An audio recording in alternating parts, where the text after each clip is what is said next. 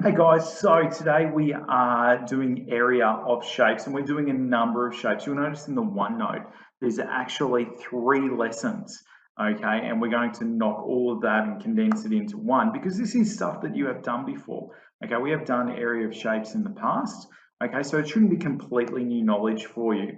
What we need to revisit though is we need to revisit exactly what formulas are and why we use formulas in order to find the area of shapes, okay? So let's get into the information and we'll get started. So we're looking at rectangles, triangles, and parallelograms, and hopefully you guys have a picture in your head of those 3 types of shapes. So during this lesson, we're going to learn what the formulas are to find the area of rectangles, triangles, and parallelograms. We will apply the formulas and find the results, okay? So these are the formulas for the shapes, okay? So rectangles, we do length times width, all right? So when, I'm just going to put an example in here. So when I say that, I've got a rectangle here, and let's say I've got a width of 6 and a length of 4, then I would just write length times width. And notice I didn't put in a multiplication symbol there. You don't need to put a multiplication symbol in between your variables. That's what these are. These are variables. And basically all we're doing is we are putting, sorry, I would actually set this out like this. I'd put area equals length times width, okay? And basically all you're doing is you're substituting here. So when I say substituting, think of a sports game when somebody's playing in a team and a substitute comes on, they take the player who is playing and they substitute it with the person who is on the bench. Now, basically all we're doing is we're substituting this variable. A variable is something that you can change, and we're substituting that with the actual length of our shape. So in this instance, it's 4, okay? And obviously this shape here is not to scale because this side here looks a lot longer than this one. And now we're going to substitute the width, which is 6, okay? We would multiply those together, okay? And let's just say that these are in centimeters, okay? And 4 times 6 gives me 24. And when we do area, we always have squared units, okay? We always have squared units, all right? With our triangles, okay, basically the formula for triangles, area equals this one up here. So BH divided by 2, and BH, this one, the B equals base and the H equals height. So the base of this one, let's say, is 4 centimeters, and the height of this shape here, I'm just going to put that in. Let's say that is, let's go 8 centimeters, okay? So all I would do here is I'd write 8 times 4, and then I'm going to divide that by 2. So 8 times 4 gives me 32, and then I divide 32 by 2 to give me 16 centimeters squared. And a parallelogram, remember a parallelogram is basically a rectangle, okay? But it's like somebody has leant on the top corner and it's sort of leaning over, all right? So to find the area of a parallelogram, I do the base times the height, okay? The base times the height. And the reason why it's very similar to triangles is because a parallelogram is half of a triangle. If I cut a parallelogram in half, I have one triangle there and one triangle there. So we don't need to divide it by 2 in our formula, okay? So let's say that the height of this parallelogram here is 3 and the length of it is 4 centimeters. Then I just do 3 times 4 and I end up with 12 centimeters squared, okay? So they're the 3 formulas for when you are doing area of rectangles, triangles, and parallelograms. Let's have a look specifically at a rectangle, okay? So the first thing that you would need to do is you need to determine the length of each side that the formula requires, okay? So our formula is length times width. So here this is easy. We can see that it's 8 and 6. And all of these numbers are in centimeters, okay?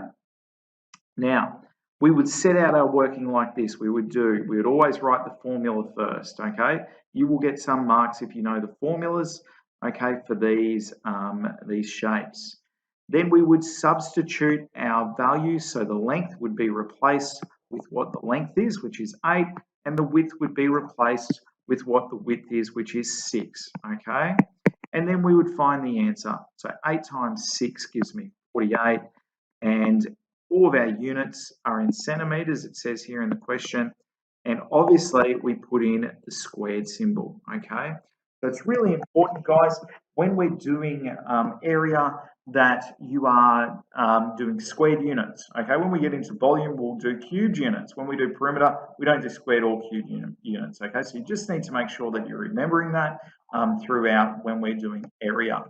Okay, so let's have a look now at triangles, okay? So once again, triangles, our formula is area equals base times height.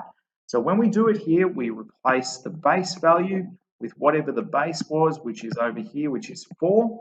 And then we replace the height value with whatever the height value is, which is 7. Now, it's really important to note here, some of you might be going, well, hang on, isn't this the height? Isn't this the base? Okay, it doesn't matter what order you multiply these in, because if we have a look at these two, 4 times 7, okay, 4 times 7 equals 28, and it doesn't matter if I change that to 7 times 4, it still equals 28.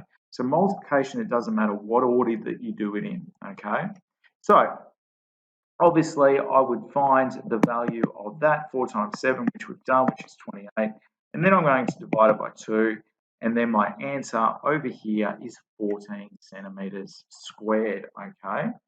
Parallelograms. Now, there's one little important thing that you need to realise about parallelograms, and is that sometimes you'll see 3 measurements on the shape. You'll see the base measurement, which is one that we always need, okay? But then the height one is a little bit different.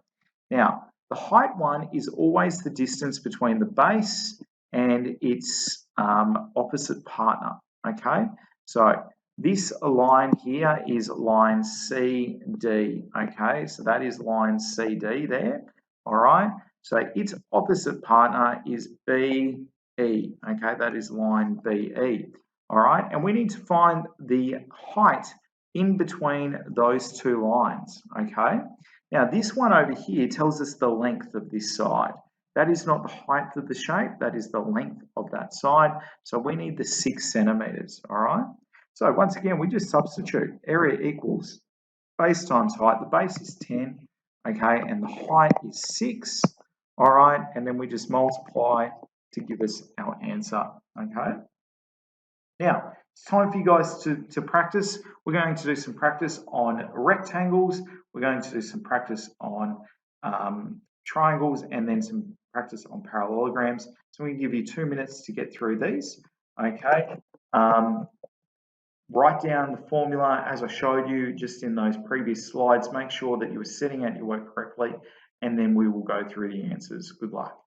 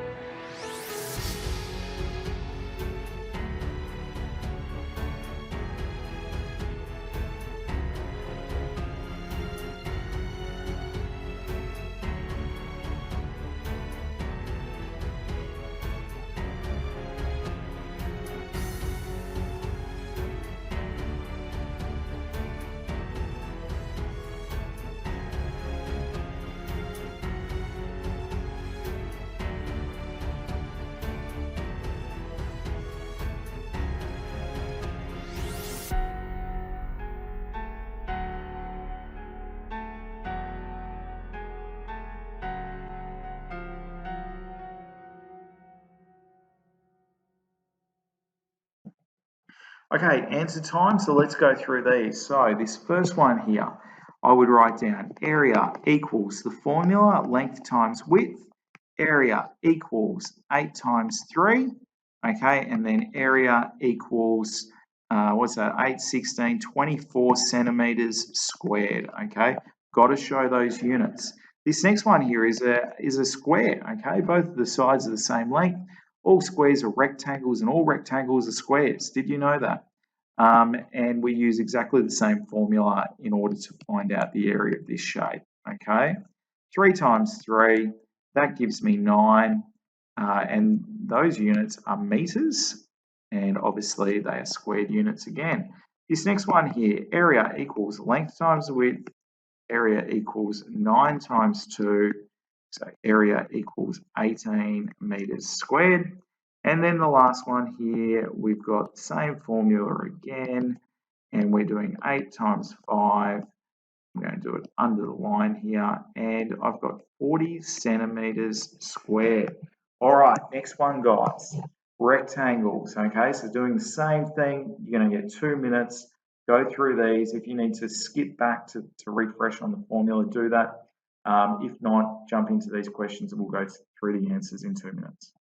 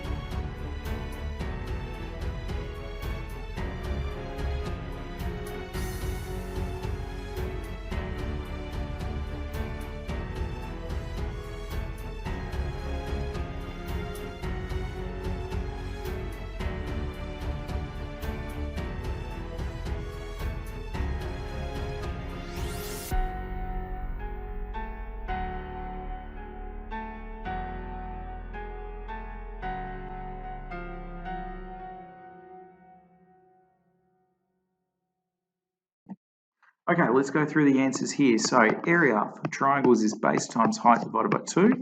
So that gives me 4 times 8 divided by 2.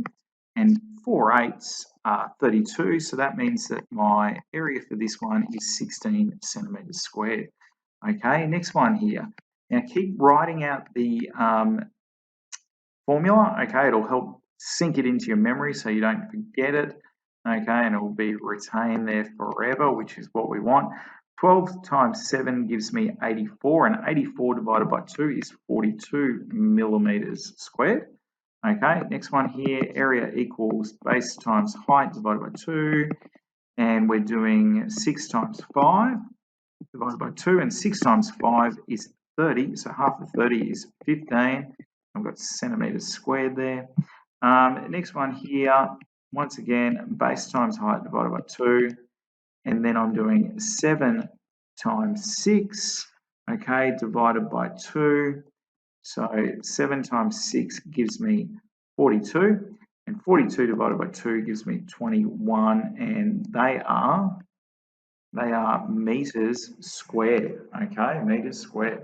All right, next one, guys, parallelograms, okay. I'm going to let you guys get into these 2 minutes to have a go at those, and then we'll go through the answers. Good luck.